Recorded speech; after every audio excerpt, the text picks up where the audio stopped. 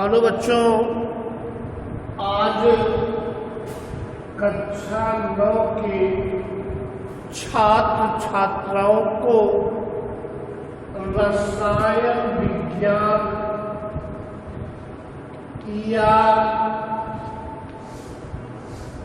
Chemistry में आपको परमाणु तथा अणु को नामक अध्याय को पढ़ाना है। परमाणु तथा अणु नामक अध्याय, या जिसको अंग्रेजी में आप कहेंगे एटम एंड मॉलिक्यूल नामक अध्याय में आपको परमाणु द्रव्यमान या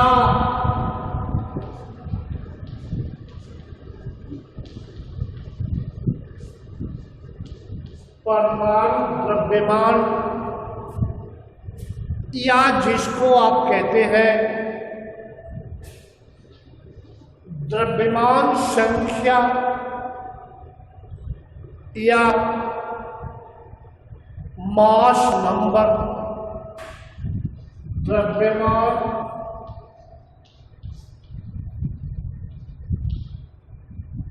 संख्या, या इसी को आप अंग्रेजी में कहें एटॉमिक मास और मास नंबर आप कहें। मेरे कहने का आशय है आपको मैं स्पष्ट रूप से कर दूं या मैं आपको स्पष्ट रूप से बता दूं कि सीधी सी बात है, क्लास 9 में आज आपको एटम और मॉलिक्यूल नामक अध्याय में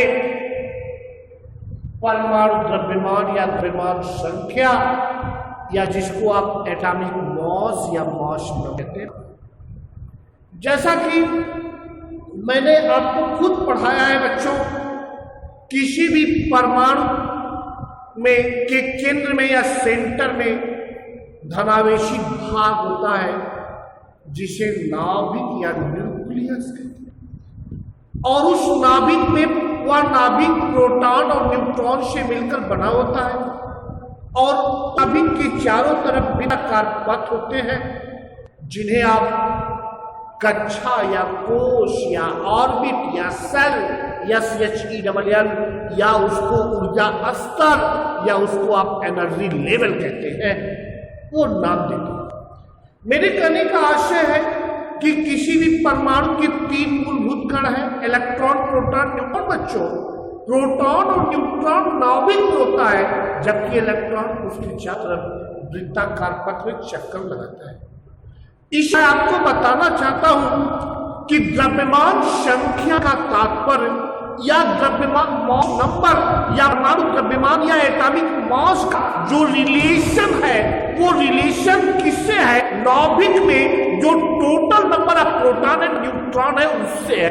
मेरे कहने का मतलब, अगर आप सीधी सी बात मुझसे पूछना चाहे, मैं केवल एक लाइन की बात करूंगा कि किसी भी परमाणु के नाभिक में उपस्थित कुल प्रोटॉनों तथा न्यूट्रॉनों की संख्या के योग को द्रव्यमान संख्या या परमाणु द्रव्यमान। मान लीजिए आपको एक बात और बता दूं, कभी कभी आपसे कोई पूछ देता है कि न्यूक्लियॉन्स क्या है या न्यूक्लियॉन संख्या किसे कहते हैं। मैं आपको बता दूं, इसी परमाणु द्रव्यमान या इसी द्रव्यमान संख्या का दूसरा नाम जो है वह आपका क्या है बच्चों? वो न्यूक्लियॉन्स है। इसका मतलब नाभिक में जितने प्रोटॉन और न्यूट्रॉन हैं उनके योग को हम न्यूक्लियॉन्स कहते हैं, या न्यूक्लियॉन की संख्या कहते हैं, या नंबर ऑफ न्यूक्लियॉन कहते हैं। मैं आपको स्पष्ट रूप से बता दूं, मान लीजिए कि जो आपका प्रोटॉन की संख्या है, वो प्रोटॉनों की संख्या को आप Z या आप इस बार P से प्रदर्शित करते हैं। मेरी बात को फिर सुन ले आप। मैंने आपसे कहा कि किसी भी परमाणु के नाभिक में उपस्थित प्रोटॉनों या परमाणु क्रमांक की संख्या Z या स्मॉल है और न्यूट्रॉनों की संख्या स्मॉल n है।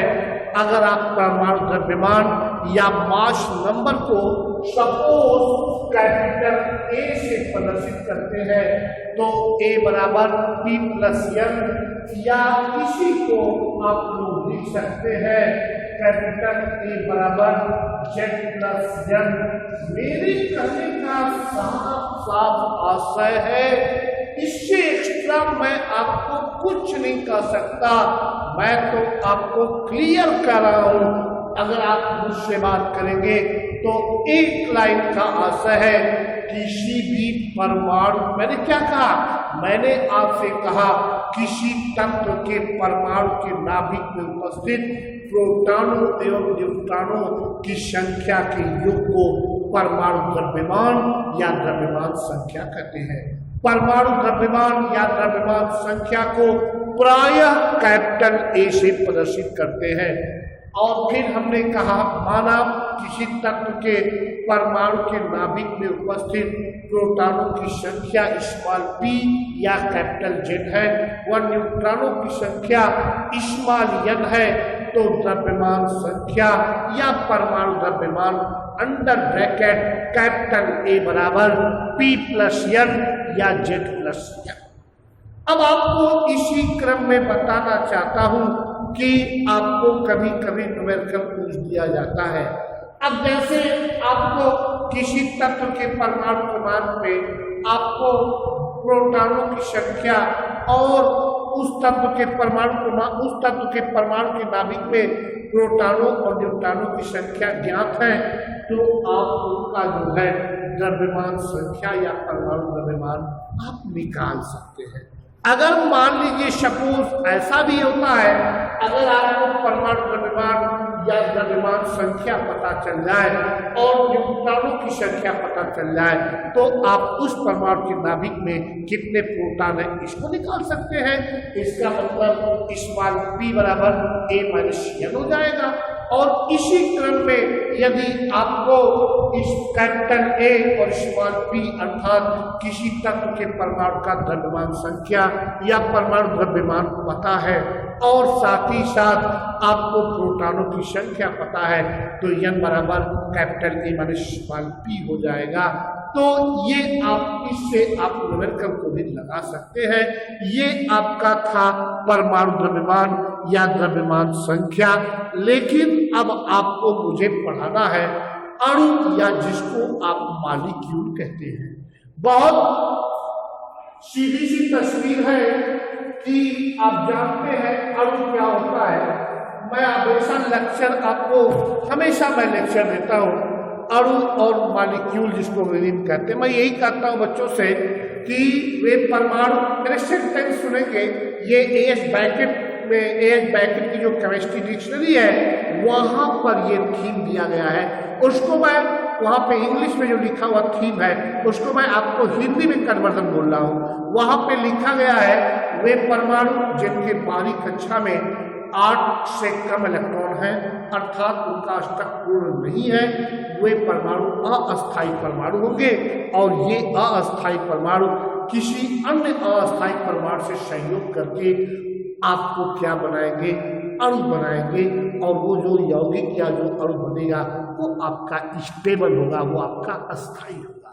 मीन्स, और मैं आपको एक बात और बता दूं, जितने भी अस्थायी परमाणु हैं उनकी लॉन्ग लाइफ 6 सेकंड है। लेकिन मैं तो ये कहता हूँ, ये मेरा पर्सनल व्यू है, मेरा पर्सनल विजन है कि जो आपका इस समय नेचर चल रहा है, इस नेचर में आपको मैं बताना चाहता हूँ कि तमाम नंबर ऑफ प्रोटॉन्स इंक्रीज कर रहे हैं। इसके नाते जो अनस्टेबल एटम है उनकी लॉन्ग लाइफ 6 सेकंड से भी कम इस समय है, इसमें भी कोई डाउट नहीं है।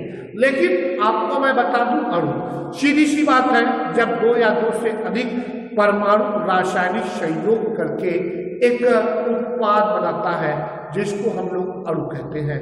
हाँ, इतना जरूर कहूँगा, अगर वो सेम होगा तो वो अणु, और डिफरेंट परमाणु होंगे तो उनको हम लोग क्या बोलेंगे, यौगिक। लेकिन जनरली हम उनको अणु ही कहते हैं। इसके बाद आपको बता दूं अणु को भी दो भागों में बांटा गया है, सम अणु और विषम अणु। सम अणु को अंग्रेजी में होमोमॉलिक्यूल कहते हैं और विषम को हेटेरोमॉलिक्यूल। इसको मैं आपको नेक्स्ट वीडियो में एक्सप्लेन करूंगा। अगर आपको कोई प्रॉब्लम होगी तो आप ग्रुप के माध्यम से मुझसे क्वेश्चन करेंगे। धन्यवाद।